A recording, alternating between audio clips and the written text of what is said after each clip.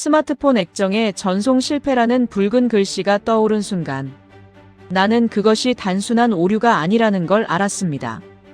어머니가 나를 차단했습니다. 아버지는 나를 가족이 아니라고 선언했고 조국은 내 이름 석자를 공식 서류에서 지워버렸습니다. 23이라는 나이에 나는 국적도 가족도 없는 유령이 되었습니다. 예루살렘의 차가운 바람이 올리브 나무 사이를 스치며 지나갔습니다. 눈물은 이미 마른 지 오래였습니다. 그저 하늘을 올려다보며 생각했습니다. 대체 어디서부터 이렇게 된 걸까? 지금부터 한 중국인 유학생의 인생을 완전히 바꿔버린 이야기. 조국보다 자유를 선택한 한 여성의 충격적인 실화를 전해드리겠습니다. 자랑스러운 대한민국 여러분들의 많은 댓글로 응원 바랍니다. 지구촌 곳곳에 감동 실화를 전합니다. 구독과 좋아요 큰 힘이 됩니다. 감사합니다. 제 이름은 위메이링입니다. 베이징 대학교 국제관계학과를 수석으로 졸업하고 국가 전액 장학금을 받아 히브리 대학교 석사과정에 입학한 중국이 자랑하는 엘리트 중의 엘리트였습니다. 부모님은 제가 베이징 공항 출국장을 통과하던 날 두 분이 나란히 서서 손을 흔드셨습니다. 아버지는 고든 자세로 서 계셨지만 눈가는 붉었고 어머니는 손수건을 쥔 채 계속 웃으려 하셨습니다. 그 표정이 자꾸 기억났습니다. 자랑스럽다는 표정. 우리 딸이 중화민족의 위대함을 세계에 보여줄 거라는 믿음. 저도 그렇게 믿었습니다. 의심 한 점 없이 그냥 그렇게 믿고 살아왔습니다. 이스라엘 텔아비브 벤구리온 공항에 착륙한 건 비행시간 10시간 12분이 지난 뒤였습니다. 창밖으로 처음 보는 지중해의 빛이 눈부시게 쏟아지고 있었습니다. 저는 짐을 챙기며 속으로 정리했습니다. 히브리 대학교 입학 확인서, 학생증 4번, 장학금 수혜 증명서, 그리고 아무도 함부로 할 수 없는 중화인민공화국 여권. 붉은색 표지에 금빛 국장이 새겨진 그 작은 책자를 꺼내들 때마다 저는 남다른 당당함을 느꼈습니다. 14억의 대국, 세계 2위 경제 규모. 그 무게가 내 손안에 있다고 생각했으니까요. 입국 심사대 앞줄에 서서 차례를 기다리는 동안 저는 공항 내부를 천천히 둘러봤습니다. 전 세계 온갖 국적의 사람들이 각자의 줄에 서서 차례를 기다렸고 심사관들은 여권을 훑어보고 질문 몇 가지를 주고받은 뒤 도장을 찍어 통과시키는 일을 반복하고 있었습니다. 평범한 광경이었습니다. 아무 문제도 없을 것 같았습니다.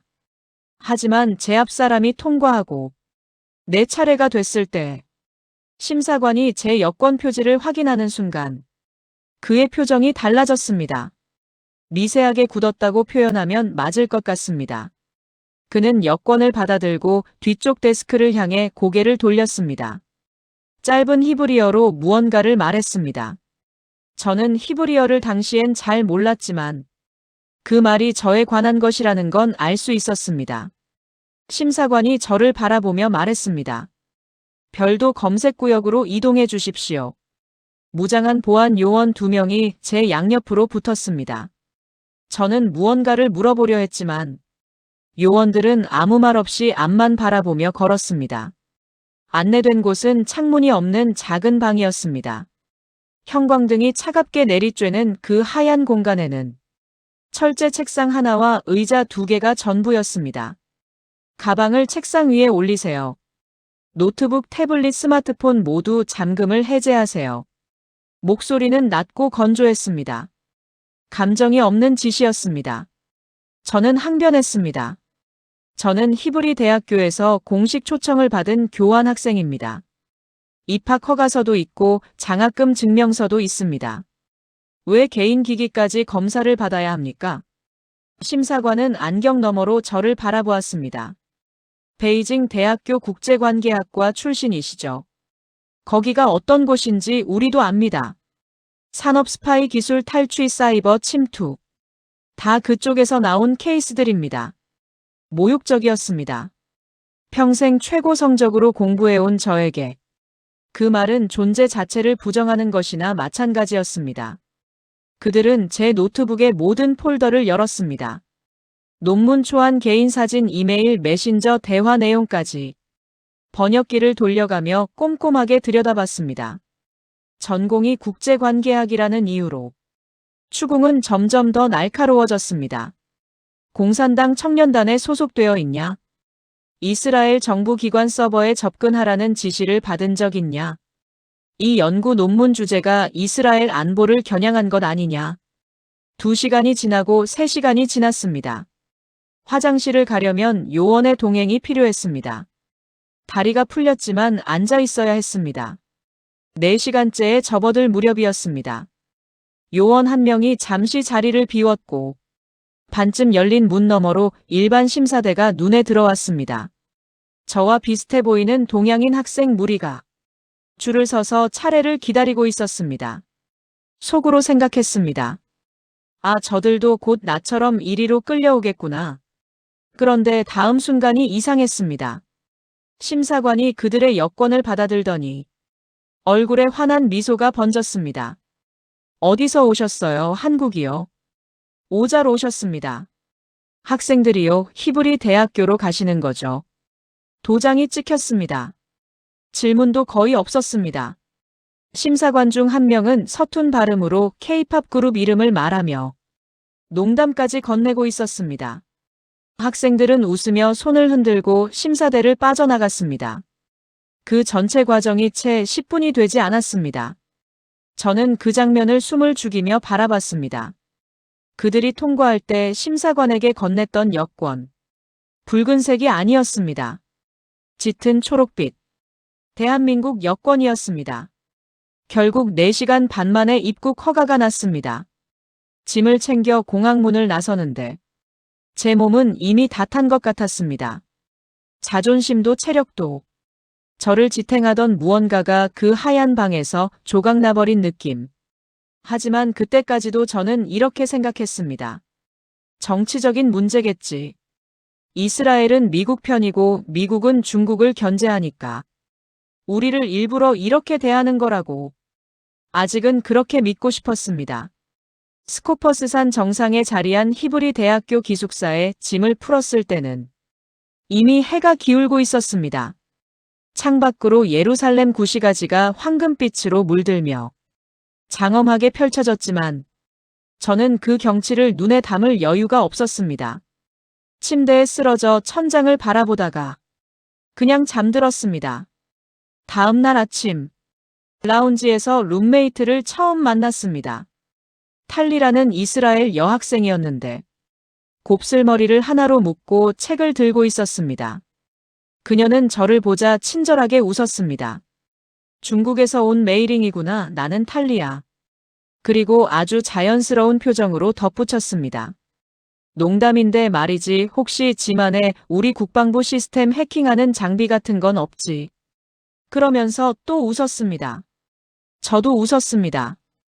어색하게 웃으며 당연히 없다고 했습니다. 그런데 웃음이 얼굴에서 사라지는 데는 오래 걸리지 않았습니다. 농담이라고 했지만 그 눈빛 한 구석에 묘한 경계심. 그건 농담이 아니었습니다. 중국에서 온 사람을 처음 만나면 의뢰해야 하는 말처럼 아무렇지 않게 뱉고 지나가는 그 말. 그것이 오히려 더 깊은 상처였습니다. 첫 수업은 기대온 교수가 진행하는 국제기술안보 세미나였습니다. 강의실에는 17개 국적의 학생이 섞여 앉아 있었습니다. 교수는 유럽 억양의 영어로 강의를 시작하며 전면 스크린에 통계 그래프를 띄웠습니다. 그중 붉은색으로 표시된 거대한 막대가 있었습니다. 그가 레이저 포인터로 그것을 가리키며 말했습니다. 혁신을 창조하는 국가가 있는 반면 타국의 혁신을 체계적으로 복제해 덩치를 키운 국가도 있습니다. 그는 그래프 옆에 새 화면을 열었습니다. 이스라엘 국방부 긴급 지침. 중국산 차량 군사기지 및 정부 청사 출입 전면 금지. 차량 내장 센서와 카메라가 민감 정보를 외부 서버로 전송할 수 있다는 판단에 따른 결정. 강의실에 앉아있던 수십 명의 시선이 동시에 한 방향으로 쏠리는 것이 느껴졌습니다. 제 쪽이었습니다. 이마에 뭔가 쓰여 있는 것처럼 모두 저를 쳐다보고 있었습니다. 저는 손을 들었습니다. 손이 떨렸지만 들었습니다. 교수님, 그건 서방 언론에 편향된 시각입니다. 중국은 지금 자체 자본과 인력으로 세계 최고 수준의 기술을 만들어내고 있습니다. 훔치는 것이 아니라 창조하고 있는 겁니다. 강의실에 짧은 침묵이 흘렀습니다. 기대온 교수는 안경을 고쳤으며 저를 바라봤습니다. 5,000년 역사라는 말은 늘 매력적입니다. 하지만 과거의 영광이 현재의 행위를 정당화하지는 않습니다. 방금 언급하신 전기차 이야기를 더 해볼까요? 그는 다시 새 기사를 띄웠습니다. 이스라엘 정보기관 내부 보고서에서 확인된 사례들이었습니다. 저는 더 이상 말을 잇지 못했습니다. 반박할 근거를 가지고 있지 않았기 때문입니다. 수업이 끝나고 학생 식당으로 도망치듯 걸어갔습니다. 구석자리에 앉아 샌드위치를 억지로 씹고 있을 때 식당 중앙 대형 화면에서 뉴스가 흘러나왔습니다. 이스라엘이 아시아 국가 중 최초로 대한민국과 자유무역협정을 공식 발효했습니다. 이스라엘 경제부 장관은 한국을 민주주의 가치를 공유하는 가장 신뢰할 수 있는 혁신 파트너라고 평가했습니다. 화면 안에서 이스라엘 관료와 한국 외교관들이 악수를 나눴습니다. 그 옆 테이블에 앉아있던 이스라엘 학생들이 환호했습니다. 이제 현대차를 더 싸게 살 수 있겠다.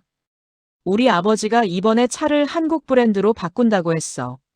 정부 기관에서도 관용차로 한국 차만 쓴다잖아. 보안이 확실히 검증됐다고. 중국산 전기차는 군사기지에서 쫓겨나고 한국 차는 정부 관용차가 되는 그 선명한 대비가 머릿속에 선명하게 새겨지던 그 순간이었습니다. 누군가 제 맞은편에 식판을 내려놓았습니다. 단정하게 묶은 머리에 조용한 눈빛을 가진 동양인 여학생이었습니다. 자리 괜찮아요. 같이 앉아도 될까요? 그녀가 민지였습니다. 한국에서 온 교환학생. 벤구리온 공항에서 10분 만에 환한 웃음을 받으며 통과했던 그 부러운 무리 중 한 명이었습니다. 민지 씨가 자리에 앉기도 전에 주변에 있던 다른 나라 학생들이 하나씩 다가왔습니다. 어제 새 K-팝 뮤직비디오 봤어. 너무 신기하더라. 그 스마트폰 갤럭시 최신 거 맞지? 카메라가 장난이 아니던데. 저도 한국어 가르쳐 줄 수 있어요. 민지는 그 관심과 호의에 익숙한 사람처럼 여유 있게 대응했습니다. 이스라엘 학생들도 유럽 유학생들도 심지어 청소를 하던 직원도 민지에게는 친근하게 인사를 건넸습니다. 저는 식판을 뚫어지게 쳐다보면서 속으로 계속 물었습니다. 왜? 우리는 14억 인구의 경제대국인데 저 5천만 나라는 어딜 가도 이렇게 대우를 받는 거지. 왜 저 친구 옆에는 항상 사람이 모이고 나는 어딜 가도 잠재적 위협으로 취급받는 건가? 그래도 저는 또 합리화했습니다. 그냥 정치야. 이스라엘이 미국 편이니까 미국 편 나라들을 더 좋아하는 거야. 한국이 미국의 동맹이니까 특별 대우를 받는 것뿐이야. 우리 중국인 자체의 문제가 아니야. 저는 그 알팍한 변명을 안고 주말을 맞았습니다. 기분 전환 삼아 예루살렘 구시가지로 나가보기로 했습니다. 그게 제 모든 변명이 무너지는 날이 될 줄은 그때는 몰랐습니다. 다마스쿠스 게이트를 지나 좁은 돌길로 들어섰습니다. 수백 년 된 석회암 벽 사이로 향신료 냄새와 갓 구운 빵 냄새가 뒤섞여 흘러나왔습니다. 전 세계에서 온 순례자들과 관광객들로 골목은 발 디딜 틈이 없었지만 사람들은 그 복잡함 속에서도 조용하고 경건하게 발걸음을 옮기고 있었습니다. 거리 전체가 숨을 죽이는 것 같은 분위기였습니다. 걷다가 작은 상점 앞에서 발걸음이 멈췄습니다. 히브리어 간판 아래 또렷한 한국어 글씨가 보였습니다. 서울 뷰티라는 가게였습니다. 안에는 젊은 이스라엘 여성들이 가득했습니다. 스피커에서는 경쾌한 음악이 흘러나왔고 유대인 아주머니 한 분이 한국에서 직수입한 마스크팩을 들고 열심히 설명하고 있었습니다. 한국 배우들이 실제로 쓰는 제품이에요. 성분이 너무 좋아서 이 뜨거운 날씨에도 피부가 버텨줘요. 아주머니 말이 끝나기 무섭게 지갑이 열렸고 한 남자아이는 서툰 한국어로 안녕하세요, 감사합니다 하며 물건을 받아들었습니다. 가게 한쪽 벽에는 한국 풍경 사진과 케이팝 포스터가 정성스럽게 붙어 있었습니다. 그들은 화장품을 사는 것이 아니라 한국이라는 나라 전체를 좋아하고 있었습니다. 15년 전만 해도 서양 사람들에게 아시아 하면 중국이나 일본이었습니다. 그런데 지금 이스라엘의 가장 오래된 골목 깊은 곳에서도 가장 세련되고 믿을 수 있는 동양의 기준은 대한민국이 되어 있었습니다. 속이 쓰렸습니다. 하지만 저는 또 고개를 저었습니다. 판문화나 화장품은 가벼운 영역이지. 진짜 국가의 무게는 그런 데서 나오는 게 아니라고. 저는 억지로 고개를 들고 성묘교회 쪽으로 발걸음을 옮겼습니다. 성묘교회 안은 수천 개의 촛불이 타오르고 있었습니다. 예수가 십자가에 못 박히고 부활했다는 그 거룩한 장소. 전 세계 순례자들이 무릎을 꿇고 눈물을 흘리며 기도하고 있었습니다. 저는 종교를 갖지 않았지만 그 엄숙한 분위기에 압도되어 숨을 죽였습니다. 바로 그때 입구 쪽에서 소음이 터졌습니다. 자자 다 이리 모여요. 여기가 그 예수가 죽었다 살아난 데래요. 빨리 사진 찍고 다음 코스 넘어갑시다. 확성기를 든 가이드 목소리가 성당 전체를 흔들었습니다. 붉은 모자를 나눠 쓴 50여 명의 단체 관광객이 우르르 밀고 들어왔습니다. 중국 단체 관광객이었습니다. 그들은 무릎 꿇고 기도하는 사람들 사이를 거침없이 파고들었습니다. 플래시가 터졌습니다. 새치기가 이어졌습니다. 한 중년 남성은 성당 바닥에 태연하게 침을 뱉었습니다. 조용히 해주십시오. 플래시는 금지입니다. 경비원이 다급하게 제지했지만 그들은 들은 척도 하지 않았습니다. 오히려 한 아주머니가 소리쳤습니다. 우리가 비행기 타고 여기까지 오는데 돈이 얼마나 들었는데 손님한테 이러면 되냐고. 경비원은 말을 잃었습니다. 주변에 있던 수백 명의 외국인 관광객과 순례자들의 시선이 일제히 그 붉은 모자 무리를 향했습니다. 그 눈빛에 담긴 것은 단순한 불쾌함이 아니었습니다. 경멸이었습니다. 또 중국인이야 저 사람들은 다른 나라에 와서도 저러네. 어떻게 돈을 쓰면서 저렇게 욕을 먹을 수 있지? 저들에게 예의라는 게 있기는 한 건가? 제 얼굴이 용광로처럼 달아올랐습니다. 같은 중국인으로 보일까봐 두려웠습니다. 백팩으로 얼굴을 반쯤 가리고 도망치듯 교회 밖으로 뛰쳐나왔습니다. 숨이 턱끝까지 차오를 때까지 골목을 달렸습니다. 한적한 돌계단에 주저앉아 무릎을 끌어안았을 때 그때서야 눈물이 터졌습니다. 억울하고 분했습니다. 가난을 벗어났고 세계 2위 경제대국이 됐는데 왜 우리는 돈을 쓰면서도 욕을 먹고 어디서도 진심으로 환영받지 못하는 걸까요? 이스라엘과 미국의 정치적 견제 때문이라는 변명은 그 추악한 장면 앞에서 완전히 산산조각 났습니다. 우리 스스로가 그렇게 만들고 있었습니다. 메일인 괜찮아요. 조심스러운 목소리와 함께 누군가 제 어깨를 두드렸습니다. 고개를 들어보니 민지가 걱정스러운 얼굴로 서 있었습니다. 손에 따뜻한 커피 2잔을 들고 있었습니다. 성묘교회에서 나오는 거 봤어요. 너무 안색이 안 좋아 보여서 따라왔어요. 그녀가 건넨 커피를 받아드는 순간 참아왔던 감정의 둑이 완전히 무너졌습니다. 저는 이국 땅에서 만난 한국인 친구 앞에서 제 조국에 대한 수치심과 혼란을 눈물과 함께 토해냈습니다. 민지 씨, 우리나라는 엄청난 부자가 됐는데 왜 사람들은 저렇게 무례한 거예요? 왜 우리는 너희 한국 사람들처럼 어딜 가도 환영받지 못하는 거예요? 경제력의 문제가 아닌 건 알아요. 서방의 편견 때문만도 아닌 것도 오늘 봤어요. 대체 우리는 어디서부터 잘못된 걸까요? 민지는 잠시 먼 하늘을 바라봤습니다. 그리고 천천히 입을 열었습니다. 경제 성장은 국가 주도로 20년이면 이뤄낼 수 있어요. 건물은 높이 올릴 수 있고 도로는 넓게 깔 수 있어요. 하지만 시민 한 명 한 명의 내면과 성숙함은 돈이나 강압으로 살 수 있는 게 아니에요. 그녀가 내 옆에 나란히 앉았습니다. 국가가 자국민을 통치의 대상으로만 보고 개인의 자유와 존엄을 짓밟으면 그 국민들도 타인을 존중하는 법을 서서히 잃어버리게 돼요. 다른 나라 문화를 진심으로 귀하게 여기는 태도는 내 나라에서 내 권리를 귀하게 여겨진 경험이 있는 사람만이 자연스럽게 가질 수 있는 거거든요. 자유, 존엄, 권리. 제가 교과서에서 외워왔지만 진지하게 생각해 본 적 없던 단어들이 가슴 깊은 곳을 날카롭게 건드렸습니다. 그게 무슨 뜻이에요? 우리도 인민을 위한 나라인데. 제 반문에 민지는 희미하게 웃었습니다. 슬픔과 연민이 섞인 미소였습니다. 오늘은 여기까지만 해요. 많이 지쳤잖아요. 내일 보여주고 싶은 게 있어요. 나 좀 만나줄 수 있어요. 저는 고개를 끄덕였습니다. 다음 날 오후, 민지는 약속대로 기숙사 앞에서 기다리고 있었습니다. 조용한 카페 구석자리에 나란히 앉아 그녀는 가방에서 태블릿을 꺼내 화면을 켰습니다.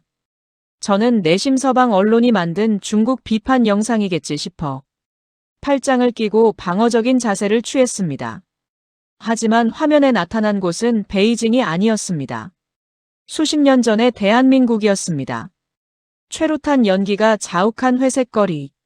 매운 연기 속에서도 앞으로 나아가는 젊은 대학생들. 무장한 경찰에 맞서다 피를 흘리며 쓰러지는 그들. 지금의 저와 다를 바 없는 또래들이었습니다. 그런데 놀라운 것은 학생들만이 아니었습니다. 넥타이 맨 직장인들. 앞치마를 두른 어머니들. 버스 기사들까지 경적을 울리며 학생들 곁에 섰습니다. 독재타도 민주주의 쟁취. 그들은 피투성이가 되면서도 그 말을 놓지 않았습니다. 총칼 앞에서도 그 눈빛에는 굴복하지 않겠다는 인간만이 가질 수 있는 어떤 존엄이 서려 있었습니다. 이게 뭐예요? 왜 시민들이 무기를 든 정부와 싸우고 있는 거예요? 민지는 화면에서 눈을 떼지 않은 채 조용히 말했습니다. 내 조국의 과거예요. 군부 독재의 총칼 아래 침묵하는 노예로 살기를 거부했던 평범한 사람들의 피와 땀이에요. 우리는 국가가 지배자가 아니라 국민이 진짜 주인이라는 걸 기꺼이 목숨을 걸고 증명하려 했어요. 영상이 전환됐습니다. 이번에는 선명한 컬러 화면이었습니다. 매서운 바람이 부는 겨울밤. 광장을 가득 메운 수백만 명의 시민들. 그들의 손에는 돌멩이 대신 작고 따뜻한 촛불이 들려 있었습니다. 어린아이 손을 잡고 나온 부모들. 교복을 입은 학생들. 지팡이를 짚은 노인들. 모두 한 목소리로 부패한 권력자의 퇴진을 요구하고 있었습니다. 그 광장에 총 한 발도 쏘이지 않았습니다. 피 한 방울도 흘러내리지 않았습니다. 그리고 거대한 권력자는 시민들의 촛불과 법의 심판 앞에 마침내 무릎을 꿇었습니다. 온몸에 소름이 돋았습니다. 국가가 두려움의 대상이 아니라 국민이 국가를 통제하는 진짜 주인이 된 그 장면. 저는 그런 세계를 평생 상상조차 해본 적이 없었습니다. 한국 사람들은 스스로 피를 흘려 자유를 만들어냈어요. 그래서 타인의 자유와 권리도 진심으로 귀하게 여길 줄 아는 거예요. 내 권리가 소중한 만큼 내 권리도 소중하다는 걸. 그 아픈 역사를 통해 뼛속 깊이 배웠으니까요. 그런데 메이링 씨, 비슷한 시기에 당신 조국의 심장부에서도 똑같은 일이 있었어요. 민지의 손가락이 화면을 다시 터치했습니다. 붉은 성벽과 거대한 광장. 너무나 익숙한 그 풍경이 나타났습니다. 제 심장이 멎는 것 같았습니다. 화면 속에는 수십만 명의 우리 조국 대학생들과 시민들이 모여 있었습니다. 그들도 자유와 민주주의를 외치고 있었습니다. 부정부패 척결을 요구하며 단식 농성을 하는 그들의 얼굴은 순수하고 맑았습니다. 기타를 치고 노래를 부르며 서로를 격려했습니다. 그 평화로운 광장을 향해 달려온 것은 무자비한 강철 탱크와 장갑차였습니다. 군인들이 비무장 시민들을 향해 실탄을 쏘기 시작했습니다. 자전거를 타고 도망가던 청년이 피를 뿜으며 쓰러졌습니다. 피투성이가 된 채 자식을 안고 울부짖는 어머니의 절규. 불타오르는 텐트들. 광장은 순식간에 도살장이 됐습니다. 저는 두 손으로 입을 틀어막았습니다. 거짓말이야. 서방 세력이 조작한 거야. 폭도들이 먼저 공격한 거야. 교과서에서 그렇게 배웠어. 이건 우리를 분열시키려는 가짜야. 저는 발작적으로 외쳤지만 민지는 저를 깊은 연민으로 바라보며 말했습니다. 메이링 씨, 당신은 베이징 대학교 수석 졸업자잖아요. 당신의 이성과 양심에 한 번만 물어봐요. 저 끔찍한 장면들이 조작으로 만들어질 수 있는 건지, 저기 거대한 탱크 앞을 혼자 맨몸으로 가로막고 선 저 청년의 눈빛이 나라를 해치려는 폭도의 눈빛인지 더 이상 아무것도 부정할 수 없었습니다. 두 눈에서 뜨거운 눈물이 쏟아졌습니다. 그 학살의 희생자들은 바로 지금의 저와 같은 나이였습니다. 나라의 미래를 걱정하던 맑은 영혼들이었습니다. 하지만 조국의 권력은 그들을 탱크로 깔아뭉개고 총으로 쏘아 죽인 뒤 역사에서 흔적조차 지워버렸습니다. 한국은 독재에 맞서 이겼어요. 자유민주주의를 쟁취했어요. 하지만 당신 나라는 철저하게 짓밟혔죠. 그날 광장에 흘러내린 피와 함께 그 민족이 가질 수 있었던 인간의 존엄, 타인에 대한 존중, 정의를 향한 양심까지 모두 함께 학살당한 거예요. 민지의 목소리는 낮았지만 그 한마디 한마디가 제 안에서 폭탄처럼 터졌습니다. 자유를 빼앗기고 거대한 통제에 길들여진 사람들에게 남은 건 오직 생존과 돈이라는 동물적인 본능뿐이에요. 남을 밟고 서도 나만 잘 살면 된다는 이기심, 돈으로 모든 것을 살 수 있다는 천박함. 어제 성당에서 목격했던 그 사람들의 모습은 그날 광장에서 영혼을 잃어버린 민족이 낳은 가장 슬픈 결과물인 거예요. 망치로 머리를 얻어맞은 것 같았습니다. 공항에서부터 제가 느꼈던 지독한 열등감의 뿌리가 마침내 선명하게 드러났습니다. 우리는 경제적으로 부유해졌지만 영혼은 철저히 파괴된 채 살아가고 있었습니다. 한국인들이 전 세계 어딜 가도 환영받는 이유는 단지 부자여서가 아니었습니다.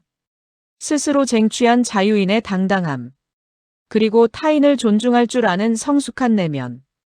그것이 여권 색깔 하나를 넘어서는 진짜 차이였습니다. 그날 밤 저는 기숙사에 돌아와 밤새도록 문을 걸어 잠그고 VPN을 켰습니다. 평생 금지되고 차단되었던 자료들을 하나씩 찾아 읽었습니다. 수천만 명이 굶어 죽은 대기근, 수천 년의 문화를 파괴하고 지식인들을 학살한 10년의 광풍, 그리고 광장의 끔찍한 학살까지. 제가 자랑스러워했던 위대한 조국의 진짜 역사는 피비린내 나는 통제와 은폐의 반복이었습니다. 새벽 2시가 넘도록 혼자 읽고 또 읽었습니다. 욕지기가 올라오고 손이 떨렸지만 멈출 수 없었습니다. 진실은 한번 눈에 들어오면 다시 안 보이는 척 살 수가 없습니다. 며칠 뒤 저는 예루살렘 외곽 언덕에 자리한 홀로코스트 기념관 야드 바셈으로 향했습니다. 민지가 보여준 영상이 제 양심을 깨웠다면 이스라엘이라는 나라가 자국의 비극을 어떻게 대하는지 직접 두 눈으로 보고 싶었기 때문입니다. 삼각 기둥 모양으로 길게 뻗은 콘크리트 건물 내부는 숨이 막힐 만큼 어둡고 무거웠습니다. 유대인 학살의 기록과 증거들이 벽면을 빼곡히 채우고 있었습니다. 하지만 저를 완전히 무너뜨린 곳은 기념관 가장 끝에 있는 이름의 전당이었습니다. 거대한 원형돔 아래 나치에게 학살당한 수백만 희생자의 얼굴 사진들이 천장 가득 모자이크처럼 붙어 있었습니다. 그 아래로 끝없이 깊은 구덩이가 파여 있었고 방문객들은 그 주변에 서서 희생자들의 이름을 하나하나 부르며 소리 없이 눈물을 흘렸습니다. 나이 지긋한 안내원이 떨리는 목소리로 말했습니다. 우리는 500만 명 이상의 이름을 치열하게 찾아내어 이곳에 기록했습니다. 육신은 가스실에서 재가 되어 사라졌지만 우리는 그 이름과 영혼을 영원히 기억할 것입니다. 망각은 학살의 완성이며 기억은 우리를 구원하는 힘이기 때문입니다. 저는 그 자리에 그대로 무릎을 꿇었습니다. 유대인들은 자신들을 죽인 가해자들의 만행을 전 세계에 고발하고 단 한 명의 이름이라도 더 기억하기 위해 수십 년을 바쳐 증거를 모았습니다. 그래서 지금 이토록 강인하고 단결된 나라를 세운 것입니다. 그런데 나의 조국의 권력자가 직접 자국민을 학살했습니다. 수천만 명의 무고한 생명이 짓밟혀 죽어갔는데 그 이름은커녕 시신조차 제대로 수습되지 않았습니다. 아니, 그 죽음 자체를 역사에서 철저하게 지워버렸습니다. 진실을 말하는 자는 소리 소문 없이 사라졌고 살아남은 자들은 공포에 질려 입을 굳게 다물었습니다. 자기 민족의 죽음조차 기억하지 못하고 오히려 가해자인 권력자를 태양처럼 떠받드는 나라. 그런 나라의 국민이 어떻게 다른 나라의 문화를 진심으로 존중할 수 있겠습니까? 이스라엘과 대한민국은 과거의 비극을 잊지 않고 맞서며 인간의 존엄을 지켜냈습니다. 하지만 우리는 그 존엄을 권력의 헐값에 팔아넘기고 오직 돈이라는 먹이에만 길들여진 채 살아왔습니다. 이름의 전당 한가운데서 저는 바닥을 짚고 울었습니다. 한국의 민주화 영상과 유대인들의 눈물 어린 기억들이 제 머릿속에서 강렬하게 겹쳐지며 영혼 깊은 곳에서 거대한 지각 변동이 일어났습니다. 그날 오후 야드바셈을 나와 붉게 물드는 예루살렘 하늘을 올려다봤습니다. 베이징 대학교 수석이라는 타이틀, 조국이 주는 두둑한 장학금, 엘리트를 상징하는 그 모든 것이 수백만 명의 피로 얼룩진 더러운 훈장처럼 느껴졌습니다. 더 이상 예전의 내가 될 수 없었습니다. 진실을 알게 된 이상 눈 감고 귀 막고 나 하나만 성공하면 된다는 비겁한 엘리트로 조국에 돌아갈 수는 없었습니다. 거대한 감옥의 간수가 되어 평범한 사람들을 통제하는 부속품으로 살고 싶지 않았습니다. 기숙사로 미친 듯이 달려갔습니다. 책상 서랍을 모두 뒤져 하얀 하드보드지와 굵은 마커, 펜을 꺼냈습니다. 손이 사시나무처럼 떨렸습니다. 한 글자 한 글자 눌렀을 때마다 제가 평생 누려온 모든 특권과 미래, 부모님의 기대, 어쩌면 제 목숨까지 내놓아야 한다는 걸 알고 있었습니다. 조국의 감시망은 중동 땅끝까지 뻗어 있다는 것도 몰랐던 게 아니었습니다. 하지만 수십 년 전 광장에서 매운 연기를 마시며 쓰러져 갔던 그 젊은 대학생들의 눈빛이 저를 똑바로 바라보고 있는 것만 같았습니다. 짐승이 아닌 당당한 인간으로 살고 싶었습니다. 침묵하는 노예로 사느니 목소리를 내는 자유인으로 죽고 싶었습니다. 숨을 깊게 들이마셨습니다. 그리고 하얀 보드 위에 서툰 히브리어와 영어, 그리고 조국의 언어로 커다랗게 써내려갔습니다. 진실은 숨길 수 없습니다. 천안문의 학살을 기억하십시오. 폭력적인 통제를 멈추고 인민에게 자유를 주십시오. 다음 날 아침, 건조한 중동의 바람이 기분 좋게 불어오는 히브리 대학교 정문 광장. 수백 명의 다국적 학생들이 오가는 길목 한가운데 저는 무거운 발걸음으로 섰습니다. 그리고 21번 크게 내쉰 뒤 피켓을 머리 위로 들어올렸습니다. 처음 10분은 세상의 모든 공기가 저를 짓누르는 것 같았습니다. 지나가던 학생들이 걸음을 멈추고 피켓을 읽었습니다. 고개를 숙이고 싶었지만 입술이 터지도록 꽉 깨물며 버텼습니다.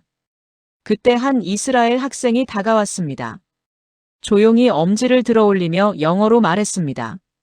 엄청난 용기예요. 당신 행동을 지지합니다. 유럽 유학생 한 명은 근처 카페에서 커피를 사다 제 발밑에 놓아주며 속삭였습니다. 끝까지 응원할게요. 그 작은 연대의 온기. 평생 국가의 감시를 거치지 않고 받아본 적 없는 순수한 인간 대 인간의 따뜻함이 눈시울을 붉혀왔습니다. 그러나 그 평화는 오래가지 않았습니다. 대형 강의실에서 쏟아져 나오던 붉은 물이 제 조국에서 온 수십 명의 유학생들이 저를 발견했습니다. 처음에는 믿지 못하겠다는 듯 눈을 비비다가 피켓을 들고 있는 사람이 베이징 대학교 수석 교환학생이라는 걸 확인하자 눈빛이 순식간에 돌변했습니다. 저 배신자 감히 조국을 팔아먹어 20명 남짓한 유학생들이 험악한 표정으로 저를 에워쌌습니다. 미국 돈 얼마나 받았냐? 서방의 개가 돼서 뭐가 좋냐? 매국노야 내 때문에 여기 우리 모두가 스파이로 의심받게 생겼어. 당장 그 종이 찢어버려. 한 남학생이 달려들며 피켓을 낚아채려 했습니다. 저는 본능적으로 온몸을 던져 피켓을 끌어안고 바닥에 뒹굴었습니다. 거친 아스팔트에 무릎이 찢겼지만 손을 놓지 않았습니다. 그들이 갈기갈기 찢으려는 건 종이 한 장이 아니었습니다. 제가 평생의 진실로 지켜온 인간으로서의 존엄이었습니다. 그들은 바닥에 쓰러진 저를 둘러싸고 발로 걷어찼습니다. 세계 최고의 지성들이 진리를 탐구한다는 대학 캠퍼스 한복판에서, 민주주의가 보장된 나라의 한가운데서 그들은 조국의 폭력을 오차없이 그대로 재현하고 있었습니다. 타인의 다른 생각을 절대 용납하지 않는 그 야만. 바로 그때 군중을 거칠게 밀치며 누군가 뛰어들었습니다. 민지였습니다. 당장 그만두지 못해. 한 번만 더 손대면 캠퍼스 경찰 부른다. 여긴 너희 나라가 아니야. 민지는 온몸으로 저를 감싸며 단호하게 소리쳤습니다. 작은 체구의 한국인 여학생이 뿜어내는 그 기백에 무리가 잠시 주춤했습니다. 이내 보안 요원들이 호루라기를 불며 달려오는 소리가 들렸고 붉은 무리는 도고른 눈빛으로 저를 노려보며 흩어졌습니다. 두고 봐, 조국에 돌아가면 뼈도 못 추릴 줄 알아. 민지의 부축을 받아 기숙사로 돌아왔습니다. 찢어진 옷을 갈아입고 상처난 무릎에 소독약을 바르면서도 몸이 계속 떨렸습니다. 하지만 이것은 진실을 입에 올린 대가로 치러야 할 고통의 아주 작은 서막에 불과했습니다. 방 안의 정적을 깨고 스마트폰이 울렸습니다. 발신자 표시 제한. 떨리는 손으로 통화 버튼을 눌렀습니다. 위메이링 씨. 차갑고 건조한 중국어였습니다. 텔아비브 주재 대사관입니다. 오늘 캠퍼스에서 소란이 있었다고 실시간 보고를 받았습니다. 타국에서 스트레스가 쌓여 정신이 흔들린 모양인데 종이 쪼가리 하나 들고 섰다고 우리 체제가 흔들릴 것 같습니까? 목소리는 화내는 기색조차 없었습니다.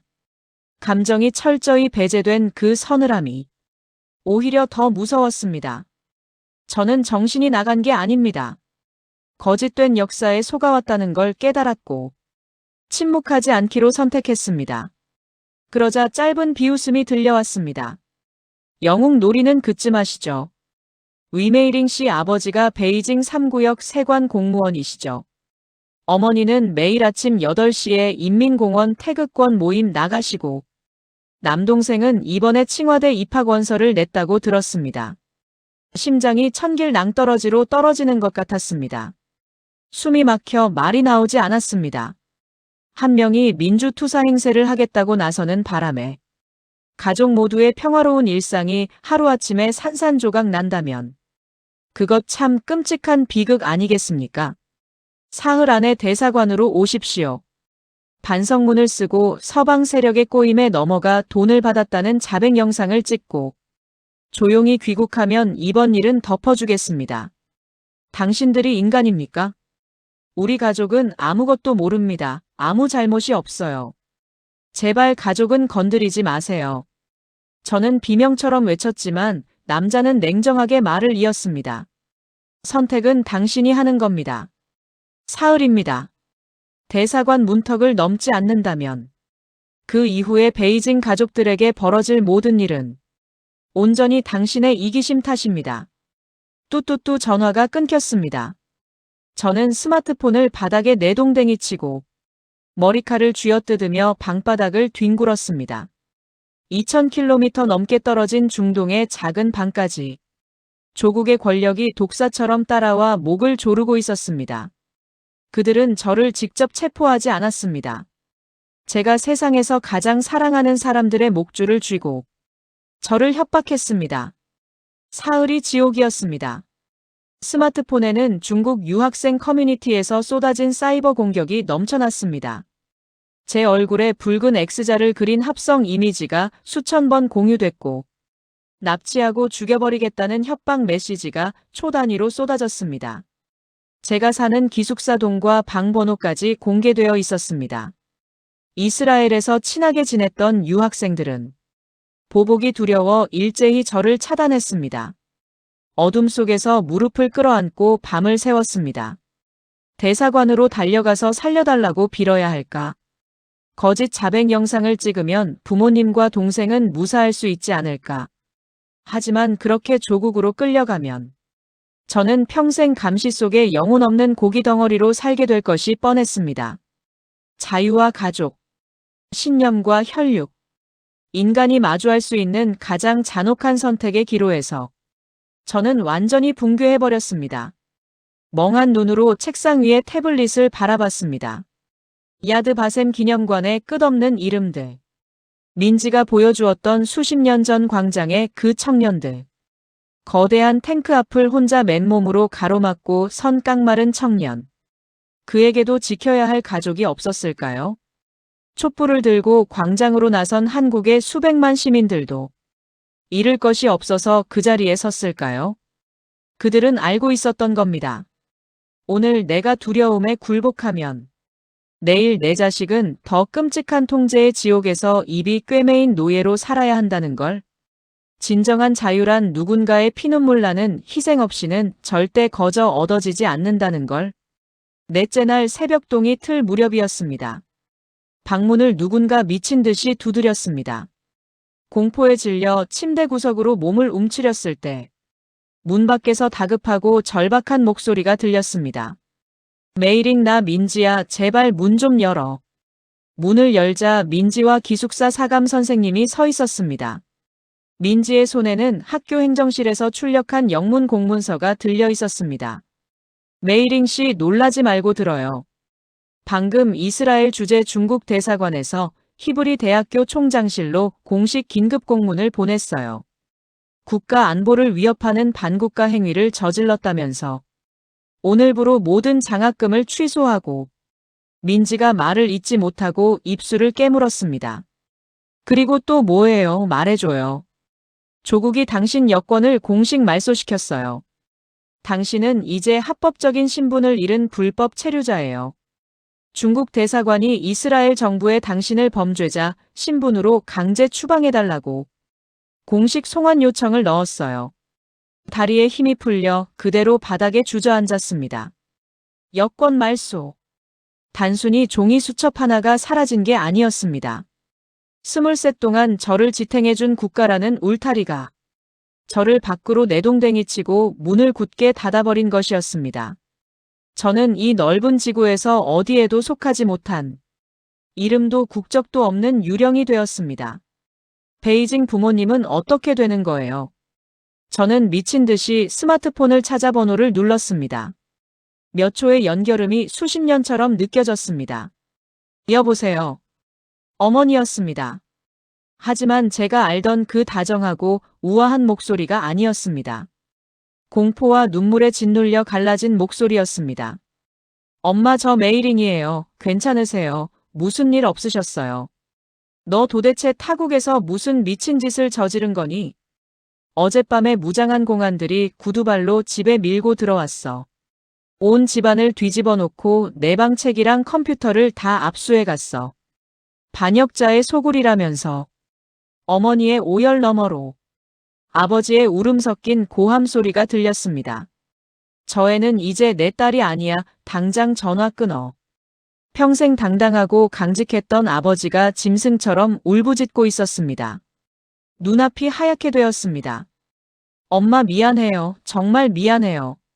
메이링 너의 아버지 오늘 아침 직장에서 파면당했어. 평생 바친 직장인데 짐도 못 챙기고 쫓겨났어. 동생은 칭화대 입학이 취소됐어. 우리 가족은 이제 베이징에서 숨도 못 쉬는 천민이 됐다고. 어머니의 절규가 심장에 비수처럼 박혔습니다. 거대한 국가 권력은 23 여학생 하나를 굴복시키기 위해 그 가족 모두를 인질로 잡고 난도질하고 있었습니다. 제발 돌아와 메이링. 지금 당장 대사관 가서 무릎 꿇고 살려달라고 빌어. 서방 세력에 속아서 미쳤다고 자백해. 제발 이 어미를 살려다오. 너의 아버지가 목을 매달겠다고 저러고 있어. 당장이라도 비행기 표를 끊어 달려가 그들의 발밑에 엎드리고 싶었습니다.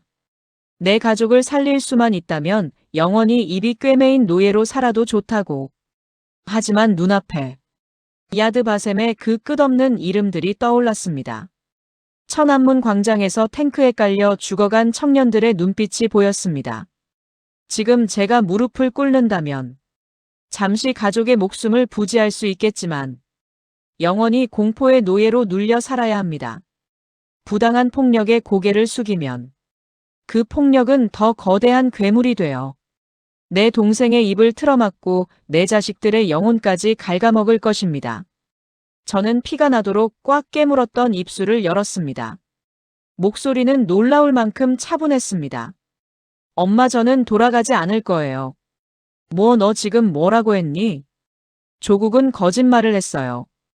인민의 피를 빨아먹고 짐승처럼 사육해왔어요.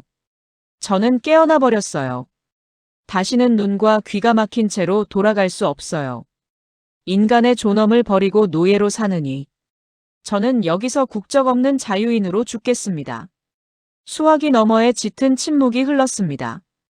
어머니의 오열도 아버지의 고함도 일순간 멈췄습니다. 그 소름 끼치는 정적 끝에 들려온 어머니의 마지막 목소리는 제가 알던 어머니의 것이 아니었습니다. 체제에 완전히 세뇌되어 이성을 잃어버린 낯선 타인의 목소리였습니다. 그래, 알겠다. 넌 이제 내 딸이 아니다. 오늘부로 호적에서 뺀다. 조국의 은혜를 저버린 매국노는 내 자식이 아니야. 영원히 돌아오지 마라. 뚝. 다시 번호를 눌렀습니다. 지금 거신 번호는 수신이 정지되었습니다. 차가운 기계음만이 돌아왔습니다. 제 안에서 무언가 툭 끊어지는 소리가 났습니다. 세상 천지에 저를 지탱하고 있던 마지막 밧줄이 불타 없어진 것이었습니다. 저는 바닥에 쓰러져 짐승처럼 울었습니다. 사랑하는 가족에게 존재 자체를 부정당하고 버림받았다는 고통은 여권을 빼앗긴 것보다 수천 배 잔혹했습니다. 며칠 동안 식음을 전폐하고 죽은 사람처럼 누워 있었습니다. 중국 대사관은 이스라엘 경찰을 동원해 저를 체포하려 했고 중국 유학생들의 조리돌림은 갈수록 심해졌습니다. 당장 내일이라도 강제 송환되어 사라질 것 같은 공포가 숨통을 조여왔습니다. 그런 저를 지옥 밑바닥에서 건져 올려준 것은 민지였습니다. 그녀는 매일 기숙사에 찾아와 억지로 밥을 먹이고 제 손을 잡고 밤을 새워 곁에 있어 주었습니다. 어느 날 그녀는 중년의 남성 한 분을 데리고 왔습니다. 단정한 정장 차림의 한국계 미국인 변호사 김 선생이었습니다. 그는 예루살렘에서 국제난민과 인권 문제를 전문으로 돕고 있었습니다. 메이링 씨 이야기 모두 들었습니다. 당신의 케이스는 교과서적인 정치적 박해입니다. 대사관의 협박 여권 말소 온라인 사이버 테러 증거까지 이스라엘 정부나 미국의 정치적 망명을 신청하기에 충분하고도 남는 조건입니다. 망명. 조국을 버리고 다른 나라의 보호를 받는 난민이 된다는 뜻이었습니다. 믿을 수 없어 눈만 깜빡이는 저에게 김 변호사가 다가와 차가운 손을 굳게 잡았습니다. 저희 아버지도 한국의 군부 독재 시절 민주주의를 외치다 정보부에 끌려가 고문을 당하시고 미국으로 망명하셨습니다. 국가가 자국민을 짓밟을 때 그 폭력에 맞서는 사람들을 지켜주는 것은 국경을 초월한 연대와 양심입니다. 당신은 절대 혼자가 아닙니다. 눈물이 핑 돌았습니다.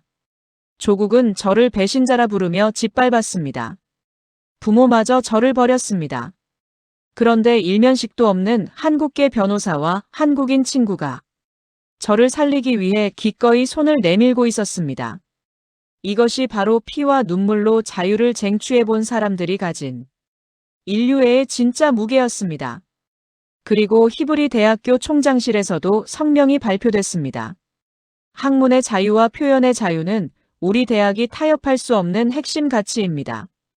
히브리 대학교는 부당한 정치적 탄압에 맞선 위메이링 학생을 중국으로 강제 추방하는 일에 절대 동의하지 않을 것이며 그녀가 안전하게 망명 절차를 밟을 수 있도록 캠퍼스 내 피난처와 장학금을 계속 지원할 것입니다. 유대인들이 세운 학교가 저의 요새가 되어 주었습니다. 한국인들이 저의 방패가 되어 주었습니다. 그날 밤 민지는 작은 냄비에 국을 끓여 제게 내밀었습니다. 따뜻하고 고소한 냄새가 코끝을 맴돌았습니다. 이게 뭐예요? 미역국이에요. 한국에서는 생일에 꼭 이 국을 먹어요. 메이링 씨, 당신은 당신을 얽매던 모든 낡은 사슬을 끊어버렸어요. 비록 고통스럽고 아팠겠지만 당신은 스스로 알을 깨고 나와 오늘 진짜 자유인으로 새롭게 태어난 거예요.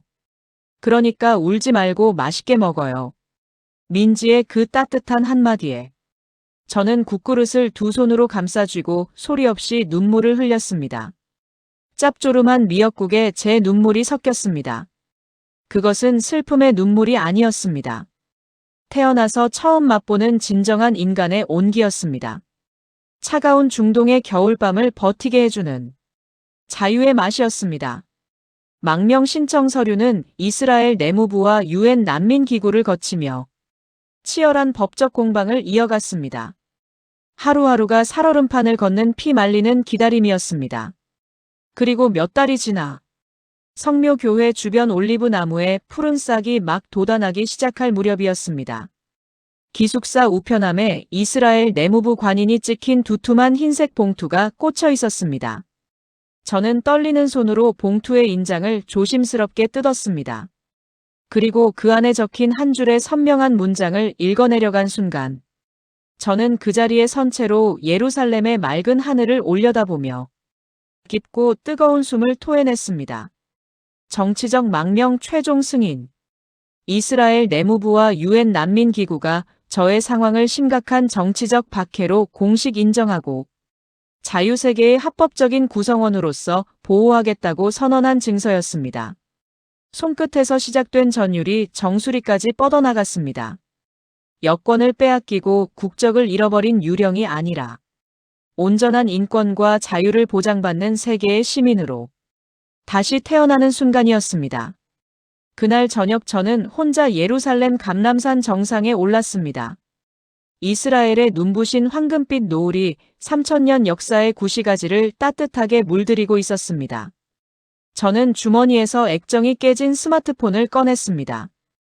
그리고 수신이 정지된 어머니의 번호를 눌러 천천히 메시지를 적었습니다. 사랑해요, 엄마. 저를 낳아주셔서 감사합니다. 비록 조국과 가족은 저를 버렸지만 저는 한 번도 당신들을 원망하지 않아요. 언젠가 우리 고향에도 그날의 한국처럼 촛불이 타오르고 억압의 벽이 무너지는 날이 오면 그때 자유로운 바람이 되어 다시 만나요. 전송 버튼을 눌렀습니다. 화면에는 역시나 붉은색 글씨로 전송 실패라는 알림이 떴습니다. 하지만 저는 더 이상 울지 않았습니다. 이 메시지는 당장 베이징에 닿지 못하겠지만 제가 쟁취한 자유의 씨앗은 언젠가 반드시 거대한 장벽을 넘어 조국의 얼어붙은 땅에 싹을 틔울 것을 믿었기 때문입니다. 저의 등을 떠밀어준 한국의 뜨거웠던 민주화 역사. 아무런 조건 없이 방패가 되어준 한국인들의 연대. 그것은 영원히 제 피 속에 남아있을 것입니다. 저는 감람산에 부는 맑은 바람을 깊게 들이마시며 조국이 있는 동쪽 하늘을 향해 천천히 그리고 아주 당당하게 미소를 지었습니다. 지금까지 이스라엘에서 목숨을 걸고 자유를 쟁취한 베이징 대학교 엘리트 위메이링의 사연을 함께 하셨습니다. 14억 인구를 짓누르는 거대한 감시망. 7000km를 날아온 한 유학생의 고독한 사투. 그리고 수십 년 전 광장에 끔찍한 진실과 마주한 한 23 여학생의 이야기. 중국 대사관이 히브리 대학교에 추방을 요청했을 때 총장은 전 세계 언론 앞에서 선언했습니다. 우리는 14억의 폭력보다 진실을 향해 촛불을 든 단 한 명의 자유인을 더 깊이 존경합니다. 아무도 그녀의 외침을 믿어주지 않았을 때, 가족마저 그녀를 등지고 조국이 그녀의 이름을 지워버렸을 때, 그녀의 곁을 조용히 그리고 묵묵히 지켜준 것은 스스로 피를 흘려 자유를 쟁취해본 한국인 친구와 한국계 변호사였습니다. 여러분이라면 그 순간 어떤 선택을 하셨을 것 같으신가요? 가족과 자유 사이에서 당신의 선택을 댓글로 들려주세요. 자랑스러운 대한민국 여러분들의 많은 댓글로 응원 바랍니다. 지구촌 곳곳에 감동 실화를 전합니다. 구독과 좋아요 큰 힘이 됩니다. 감사합니다.